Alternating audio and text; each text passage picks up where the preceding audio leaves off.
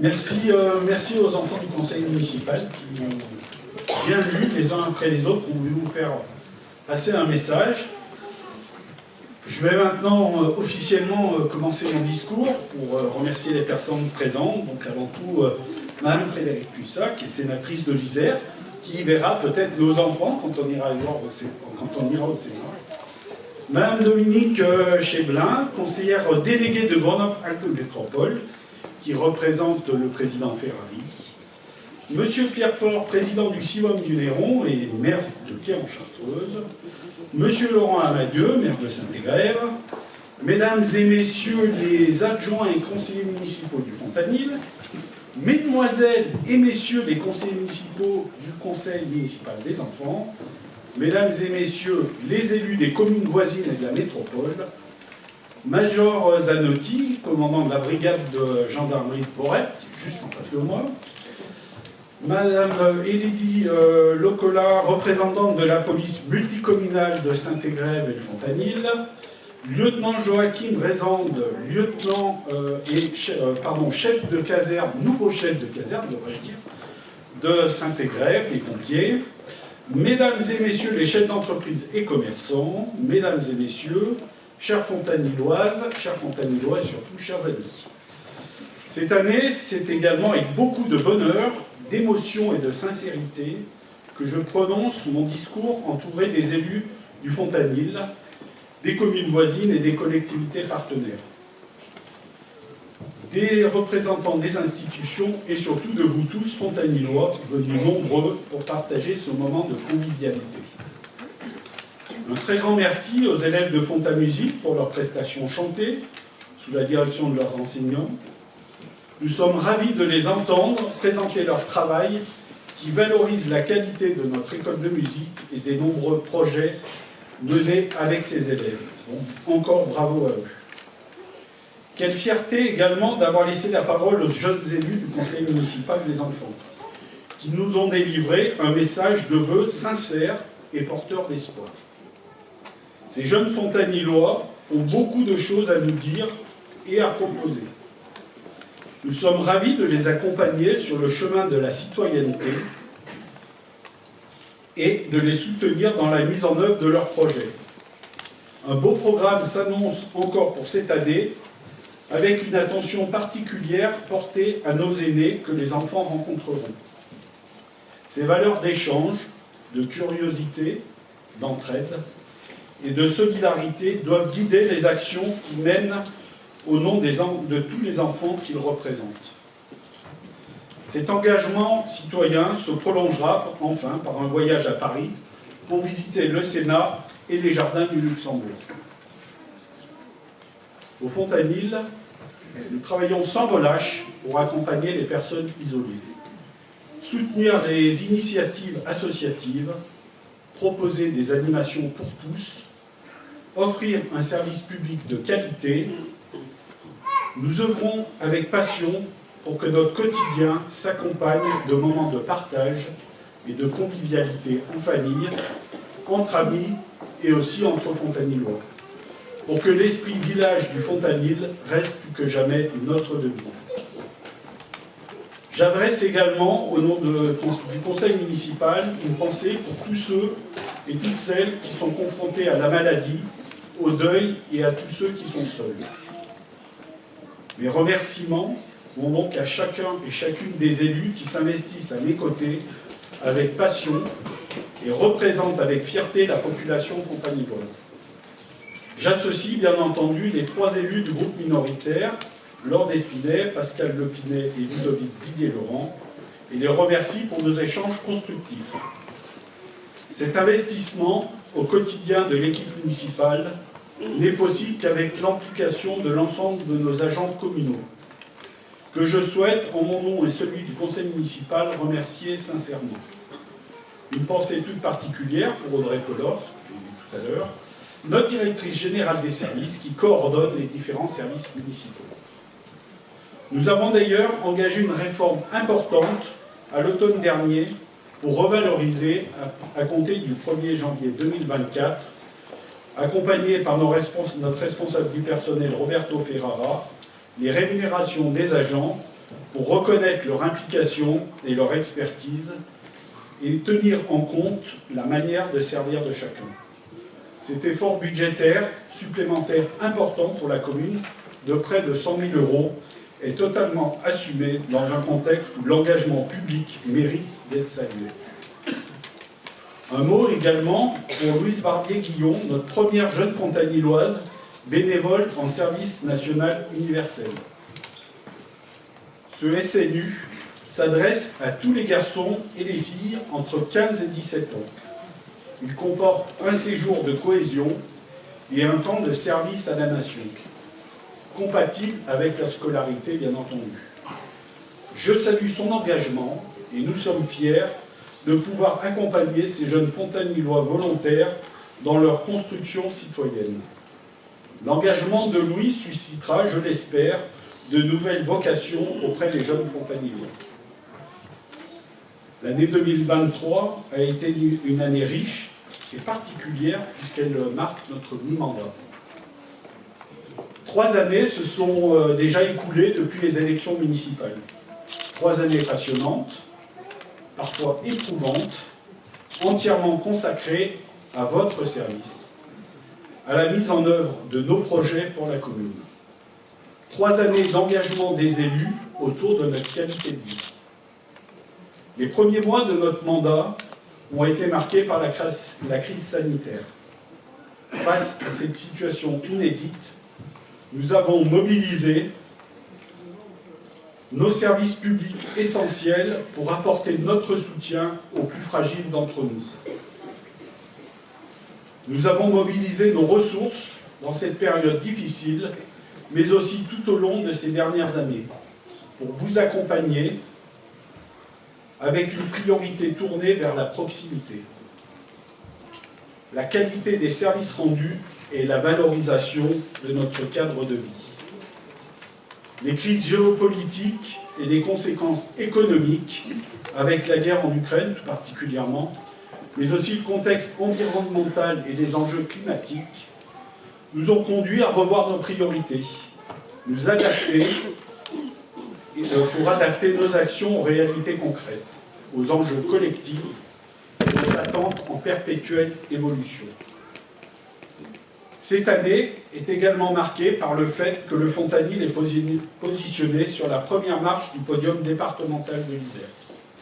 Numéro 1 pour l'évolution de notre population, qui est passée de 2735 habitants en 2015 à 3440 habitants au 1er janvier 2024, soit une évolution de 25%. Notre village est donc en mouvement, il se développe et il grandit avec nous. Mais le Fontanil est et demeure le village que nous aimons avec sa qualité de vie et son esprit village. Aujourd'hui, nous souhaitons donc faire une pause dans les constructions de logements. C'est maintenant que je vais pousser un coup de gueule contre le président de la métropole. Je pense que la conseillère déléguée lui portera notre message et son plan local de l'habitat, qui sera bientôt voté, pas par le Fontanil. Nous sommes tout particulièrement scandalisés de constater que nos demandes de modification pour baisser les objectifs de construction de nouveaux logements fixés par l'exécutif de la métro pour le Fontanil nous soient refusées. La métropole nous impose un rythme de construction bien trop fort au regard de l'évolution récente. La métropole doit être à l'écoute des communes qui la composent. Le Fontanil mérite d'être écouté. Le Fontanil est la commune qui a le plus augmenté sa population en Isère. Nous en sommes fiers, mais aujourd'hui, nous avons le droit de dire stop et de faire une pause dans les constructions. Et c'est en responsabilité que je l'affirme. Nous souhaitons donc, avant tout, continuer à intégrer de manière harmonieuse les nouveaux habitants en maintenant la qualité de vie qui fait que l'on vient vivre au Fontanil par choix et non uniquement pour s'y loger. Les 3 prochaines années du mandat permettront de continuer à œuvrer pour notre commune que nous aimons tant. Nous avons déjà concrétisé bon nombre de projets pour lesquels vous nous avez choisis. D'autres projets sont en cours et verront le jour prochainement. tous les élus sont mobilisés pour vous accompagner, vous écouter et agir à vos côtés. Un travail passionné et passionnant qui va se poursuivre pour vous. Revenons plus précisément aux réalisations de cette année 2023 et aux perspectives 2024. Nous avons terminé le projet phare du mandat en inaugurant le nouveau groupe scolaire du Rocher en juin dernier. Ce projet de plus de 4 millions d'euros a été soutenu par nos partenaires, l'État, le département et la région, auxquels je renouvelle mes remerciements, ainsi qu'à Jean-Louis Berger, premier adjoint, Margot Monin et Karim Abdelaziz, des services techniques municipaux, et de Jean-Charles Peloux, directeur de l'école élémentaire du Rocher, qui tous quatre ont été tout particulièrement investis dans ce projet. Nous sommes fiers du résultat. Le groupe scolaire offre des classes spacieuses et lumineuses, avec un chauffage au sol pour le confort et une climatisation pour s'adapter à l'évolution climatique.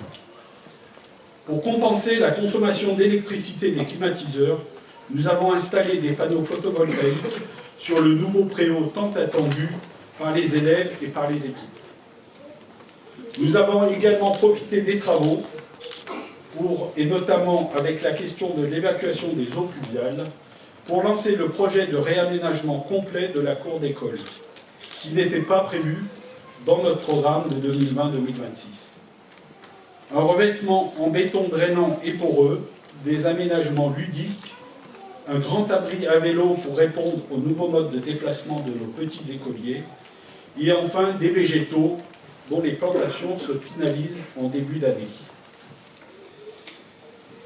Nous y avons associé les enfants de l'école, les élus du conseil municipal des enfants, l'équipe enseignante et le personnel de la cantine, du périscolaire et de l'IFAC. Au-delà de ces investissements structurants, notre groupe scolaire du Rocher, avec ses 9 classes élémentaires et 5 classes maternelles, demeure une des priorités pour offrir aux élèves fontanillois et aux équipes enseignantes les conditions optimales pour étudier et s'épanouir. En 2024, nous consacrerons près de 200 000 € à l'isolation de l'école maternelle en changeant l'ensemble des menuiseries extérieures donnant sur la cour de récréation. Outre des travaux d'aménagement des 2 écoles, notamment avec les vestiaires et casiers à chaussons, nous continuerons à investir dans l'informatique. Nous renouvellerons, comme chaque année, les ordinateurs d'une classe d'élémentaire.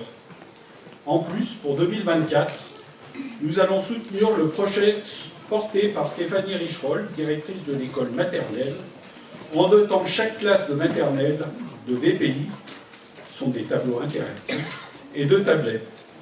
Et pour cela, nous serons accompagnés financièrement par l'Académie. La jeunesse étant au cours de nos préoccupations, nous avons également investi pour garantir un accueil de grande qualité dans les équipements accueillant nos enfants et nos jeunes. Dans un premier temps, au Multier Accueil, un travail important a été engagé dans le cadre de notre politique moustique, en dotant l'équipement de moustiquaires et d'une borne anti-moustique. La dernière tranche des travaux sera réalisée en 2024. Je souligne à ce propos l'investissement sans faille de Renaud Antoine sur les sujets moustiques comme sur l'ensemble des dossiers de prévention des risques, avec l'aide précieuse de 2 autres élus, Pierre-Yves Combe et Christian Turvon. À Clartières, ici, notre plan pluriannuel de travaux de gros entretien se poursuivra cette année avec des travaux de plomberie, de peinture et de remplacement de ventilo-convecteurs. Ce dossier a fait l'objet de demandes de subventions auprès du département de l'Isère et de la CAF. Je sais pouvoir compter sur nos partenaires pour nous aider dans ce projet de rénovation d'un centre de loisirs attractif et reconnu de tous. Investir pour notre jeunesse, c'est aussi engager les études et les dossiers techniques pour réaliser dès le premier semestre 2025 un city-stade et une aire de vie urbaine sur le terrain stabilisé du complexe René Tertemps. Je rassure les adultes sportifs et moins sportifs, ces équipements vous seront bien entendu également ouverts. Nous organiserons à ce propos une réunion très prochainement, une réunion publique. Je salue d'ores et déjà le travail de Jean Reynaud et de l'équipe d'élus mobilisés sur ce projet, dont Christophe Kopp et Maud Salem. Dans le domaine de la culture maintenant, un projet porté par Nadège Caléjon et Brigitte Mangionne a permis la valorisation de notre mémoire collective en allant à la rencontre de nos aînés et partager des témoignages touchants, de mettre en lumière l'histoire de notre village. Je remercie chaleureusement Monique Lazaret, René Terpan, Andrea Mayoucho, Daniel Bonnet et Odette Terma, et j'ai une pensée émue pour Pierrette Lafont et René Terma qui nous ont quittés depuis. Ce projet se poursuivra et donnera lieu en 2024 à une représentation mettant en scène ces récits sous forme de contes. Les enfants en parlaient tout à l'heure. Ainsi qu'à l'édition d'un recueil des témoignages avec la participation des jeunes élus du Conseil des enfants. Les expositions Objectifs Photo dans la rue se poursuivront bien entendu cette année. Le mois de juin 2023 a quant à lui vu la première édition depuis de très nombreuses années d'un lâcher de peintres qui a rencontré un franc succès et qui sera renouvelé. Quant aux expositions de la galerie de l'Atrium et les spectacles côté scène, ils rayonnent toujours et l'accueil de ces artistes de qualité est une fierté. Un remerciement tout particulier à Daniel Tassel pour la galerie et à Vincent Corbasson pour la scène. En 2023, les travaux de réhabilitation d'un lavoir en lieu et place d'un vieux hangar de stockage de sel au centre du village rue Bastière ont débuté. Ils se termineront cette année avec sa mise en eau et la réalisation d'une fresque mettant en valeur les activités de nos aînés autour de ce patrimoine de proximité. Je ne peux parler de culture sans évoquer la qualité de nos équipements culturels. Le secteur jeunesse de la médiathèque sera réaménagé pour proposer des espaces plus accueillants, invitant à rester lire sur place ou assister aux nombreuses animations programmées. Je remercie tout particulièrement Annie Lacassin et l'équipe de la médiathèque qui se sont mobilisés pour s'adapter aux attentes du public, accompagner les lecteurs et promouvoir la lecture. Notre école Fontamusique, avec ses projets de représentation, sont organisés chaque année pour faire vivre la musique. Je remercie chaleureusement Sophie Thévenet et l'équipe des professeurs d'école de musique qui œuvrent pour bâtir des programmes éclairés et accompagner les Fontanillois dans leurs aspirations musicales. Plus globalement, un grand merci aux élus investis dans la commission culture autour de Chloé Laforme, directrice citoyenneté, en charge de la communication, de la culture et des services à la population. J'ai également une pensée pour notre Benjamin, Audrey Lambert. L'équipe du CCAL, quant à elle, continue à se mobiliser pour les publics les plus fragiles, en proposant des actions valorisant le lien social et la rencontre. Je remercie les hommes et les femmes qui donnent leur temps au service de toutes les générations, qui s'investissent pour que la solidarité et l'attention portée aux plus vulnérables soient plus que jamais accompagnées. Merci à Magali Bazia et Florence Roussin et à l'ensemble des élus du CCAS. En 2023, le succès de la mise en place de la mutuelle communale auprès d'un partenaire régional, avec Mutual, nous apporte une grande satisfaction, puisque vous avez été près de 100 Fontanillois à la souscrire. Sachez, pour ceux qui n'auraient pas souscrit, qu'il n'est pas trop tard, puisque vous pourrez souscrire, bien entendu, en 2024.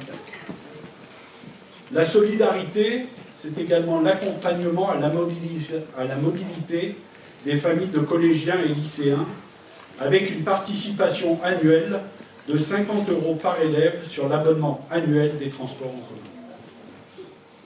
Notre démarche se poursuit pour accompagner nos seniors et leur permettre de bénéficier de services de qualité et de proximité. Accès aux prestations, rencontres propices au lien social, attention portée aux aidants, prévention et ressources. Nous sommes à l'écoute des besoins des habitants à toutes les étapes de leur vie, avec dévouement et engagement. Sinon, je vois.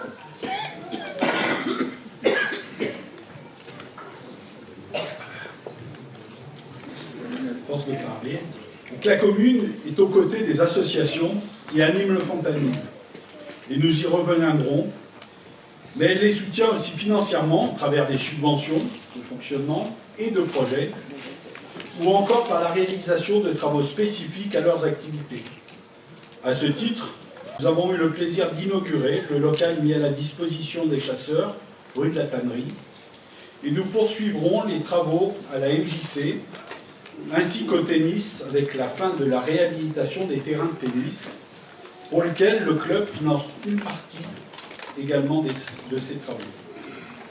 En 2024, nous poursuivrons nos investissements de l'entretien de notre patrimoine communal. À ce titre, nous avons officiellement engagé les négociations avec Grenoble-Alpes Métropole pour l'acquisition de la Maison Ray et de la salle Prévac. Ces deux bâtiments au cœur du village que nous connaissons tous et que toutes les associations utilisent dans leurs activités. Avec ces acquisitions, nous préparons l'avenir. Dans cette démarche d'entretien du patrimoine communal, nous poursuivrons les travaux d'accessibilité et nous réaliserons l'extension du colendarium au cimetière. Attachés à notre cadre de vie, nous sommes mobilisés pour assurer un fleurissement de grande qualité et au-delà, proposer à tous des espaces entretenus, propres et propices à créer du lien entre nous. Le Fontanil est reconnu pour la qualité de ses espaces verts, la diversité de ses essences d'arbres et d'arbustes, et bien entendu son fleurissement récompensé par nos 3 fleurs du label national Ville et Village Fleuris depuis de nombreuses années.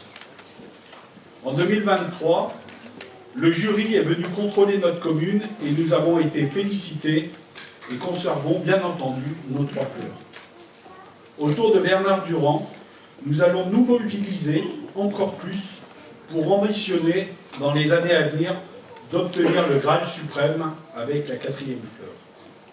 Cette année, nous travaillerons encore pour adapter les variétés de fleurs à la raréfaction de la ressource en eau, avec la priorité de la qualité visuelle, les couleurs et l'harmonie de nos massifs.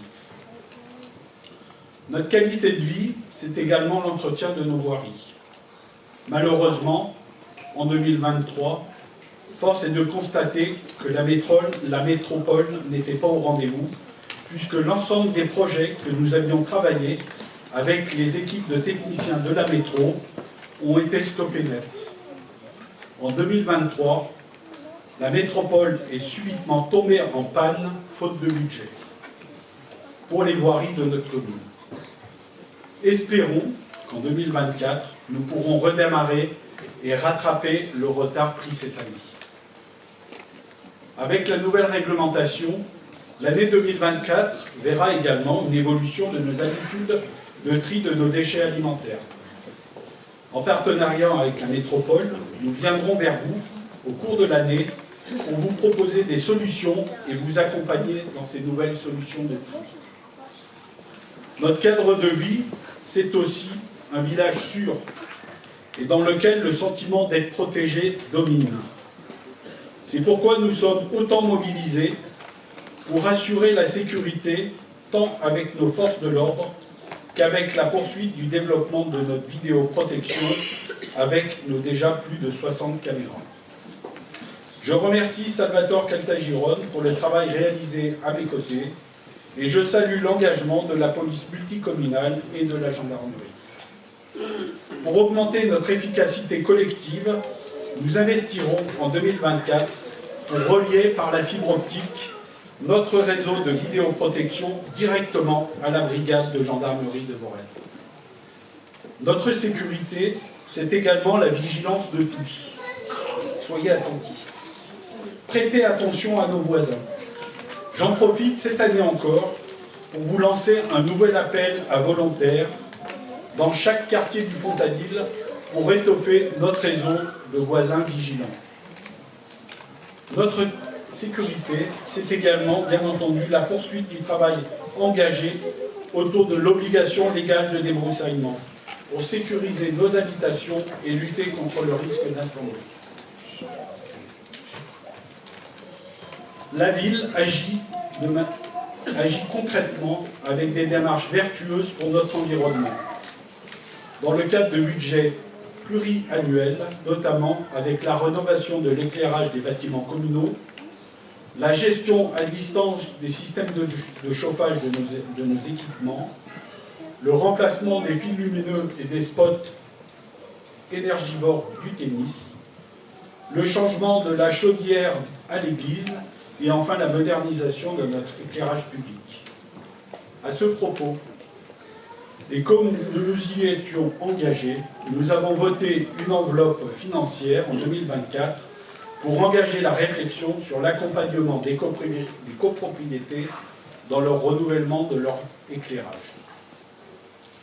Pour revenir sur l'éclairage public, nous poursuivons donc le plan ambitieux de remplacement des ampoules LED par des ampoules LED qui permettent de baisser systématiquement l'intensité de 30% à partir de l'allumage jusqu'à 23 h et le matin. Et on arrive à baisser jusqu'à 80% entre 23 h et 5 h du matin, sans occasionner la moindre gêne et sentiment d'insécurité, mais en générant des économies substantielles pour les finances communales. Ces investissements se réalisent toujours dans l'intérêt de notre commune, dans le cadre d'une gestion rigoureuse. C'est pourquoi nous n'augmenterons pas nos impôts communaux. Pour la 14e année consécutive, nous maintenons les taux de fiscalité communale qui sont dans les plus bas des communes de la métropole. Le dynamisme du Fontanil, c'est également notre zone d'activité économique et ses nombreuses entreprises. Les constructions en cours en sont la parfaite illustration. De nouveaux projets sont également en cours pour des futures constructions et qui vont conforter encore le dynamisme et nous en sommes fiers. Mais l'engagement de l'équipe municipale au service des Fontanillois ne se mesure pas qu'au travers des investissements votés et du nombre de délibérations adoptées. C'est au quotidien qu'élus et services œuvrent pour offrir un service public de qualité, à l'écoute de tous les Fontanillois, pour respecter toutes nos obligations réglementaires et ainsi garantir la sécurité, la tranquillité et la salubrité publique et pour favoriser le lien social et la convivialité. À nous de multiplier les occasions de nous rencontrer et d'échanger. Les visites de quartier de cet automne ont encore une fois été un moment passionnant de rencontres et nous les poursuivrons dès le printemps. Une cérémonie des nouveaux arrivants se prépare également pour le samedi 30 mars. En 2023, la deuxième édition de notre fête de village a rencontré un formidable succès populaire, cette année encore, et cette année, 2024, elle sera reconduite. En 2023, nous étions plus de 500 personnes à participer dans le centre du village sur plus de 150 mètres linéaires de table. Pour la troisième édition. Les élus se sont mobilisés, notamment Georges Da Silva, aux côtés de l'équipe de bénévoles dynamique du comité d'animation et de sa présidente, Colette Bertona, pour rendre ces moments de convivialité et de partage possibles. Un clin d'œil tout particulier aux bénévoles, Grazia, Nathalie, qui se reconnaîtront, Françoise, Dany, Jean-Michel et Didier, et tous les élus qui étaient mobilisés. Le cœur du village bat aussi au rythme de ses habitants et de ses nombreuses manifestations organisées par les associations locales. Je tiens donc à remercier les centaines de bénévoles actifs sur la commune qui œuvrent dans l'ombre, s'investissent sans compter sur leur temps personnel, se lèvent souvent très tôt le week-end pour organiser des moments d'une grande convivialité. Notre tissu associatif participe activement à notre bien-être et à notre bien-vivre, tout au long de l'année, dans tous les domaines, et je les remercie tous très sincèrement. Enfin, l'Esprit Village, c'est également notre vie commerciale et nos commerçants dynamiques qui animent le cœur de notre village et proposent des produits de qualité. Pour conclure cette cérémonie des vœux, je tiens, en mon nom, au nom de l'ensemble des élus et du personnel, à vous présenter nos vœux de santé tout d'abord, de réussite dans vos projets et beaucoup de bonheur auprès des vôtres. C'est pas tout à fait ça. Bon, 2 minutes. Je remercie aussi les jeunes du club ado de l'IFAC qui sont derrière les tables et leurs animatrices qui vont assurer le service pour financer leurs projets de voyage et de sortie.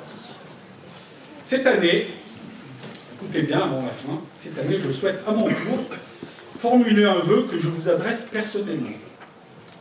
Soyez attentifs, c'est le vœu que vous puissiez à votre tour formuler votre vœu pour le Fontanil.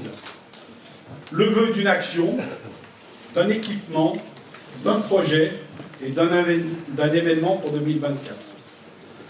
Donc, vous avez des formulaires de vœux qui sont à votre disposition et je compte sur vous pour les compléter dès aujourd'hui et les mettre dans l'urne qui est présente ou les envoyer par la suite par mail ou les déposer en mairie. Et c'est comme ça que nous construirons l'année 2024 et les années suivantes au Fontanil. Merci à tous.